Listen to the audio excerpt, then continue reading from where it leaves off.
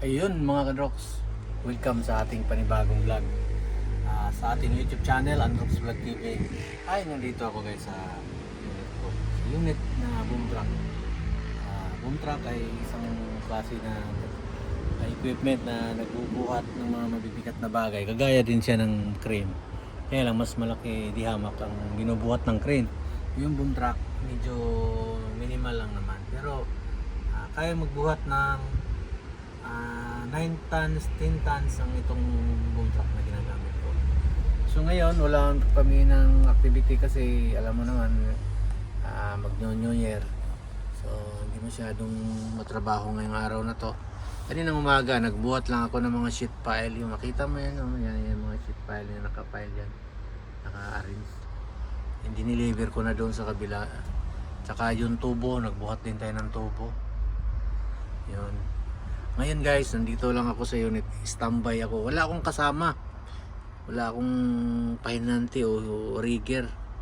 Kasi nga hindi sila pumasok. Tinatamad mo pumasok yung mga kasama natin. Kasi Sabado ngayon, tapos bukas Linggo, wala na din naman trabaho. Siguro pagkatapos na ng New Year sila papasok. Sinasabayan nila yung bakasyon.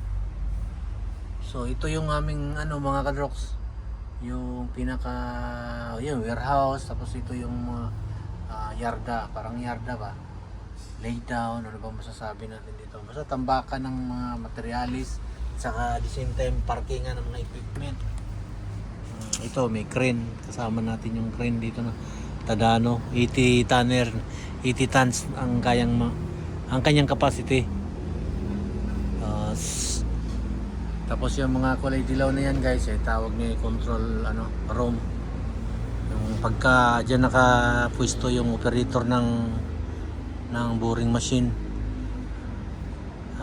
Cold room pala ang tawag niyan, cold room. Kasi nga nandyan din yung control or cold room kasi pinapalamig nila yan. Dahil nandyan yung mga computer sa loob, mga electrical. Tapos ito naman yung mud tank. Kargahan naman ng mga putik-putik. Yung dilaw na yan. Yung puti, nakalimutan ko kung anong tawag yan. Lisander yata yan. Pangtanggal ng putik. Ito, mud tank pa rin. Kasi yung trabaho namin dito ba, nagbubutas kami ng lupa sa ilalim. Naghuhukay. Tapos nagbabaon ng tubo. Yung mga tubo ng Maynilad. Yan ang binabaon namin dito.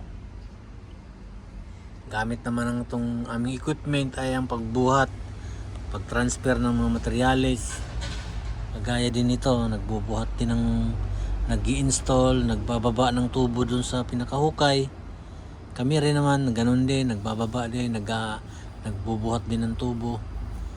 So ngayon, wala na kami ganong trabaho kasi patapos na rin itong aming project dito sa Cavite. So baka hanggang Abril dito kami, ilang buwan na lang malilipat ang project doon sa Caloocan. At meron namang existing project ngayon sa Las Piñas, sa Buso-Buso, meron din pa ata sa Valenzuela. So ganito lang guys, tambay-tambay, maghintay ng oras pagdating ng tanghali, break time, kakain, tapos ganito na naman, tambay-tambay. Sabi yan ang itsura ko guys. So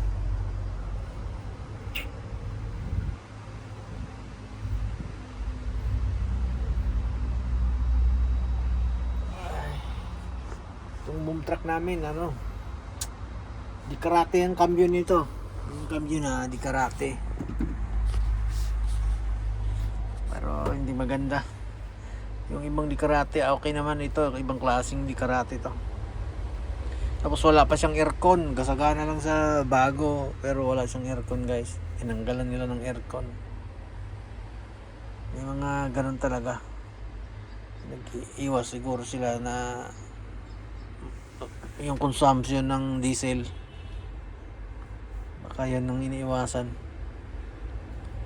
O sadyang pagbili nila, walang aircon.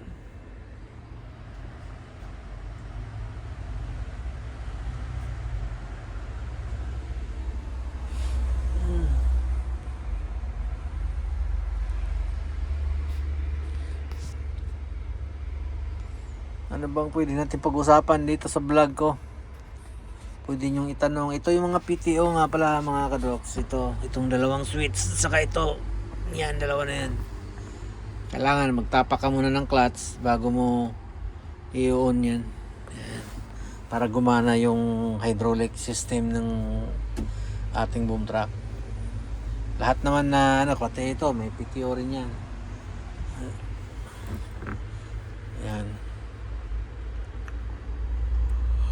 Ay, antok ako mga idol.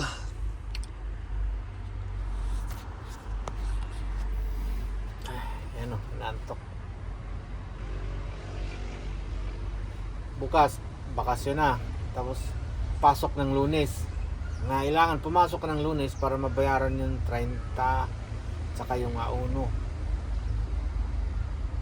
Tama. Yung 31, aywan ko kung bayad din ba yun. Hindi ko pa maintindihan mga karoks.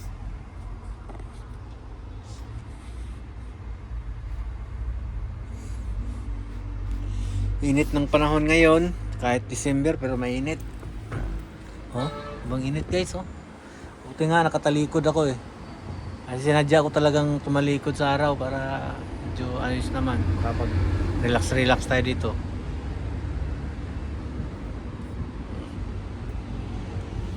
Okay, hanggang dito na lang mga kadroks. Dito na lang, bye-bye sa mga idol ko dyan. Bye-bye sa inyo lahat.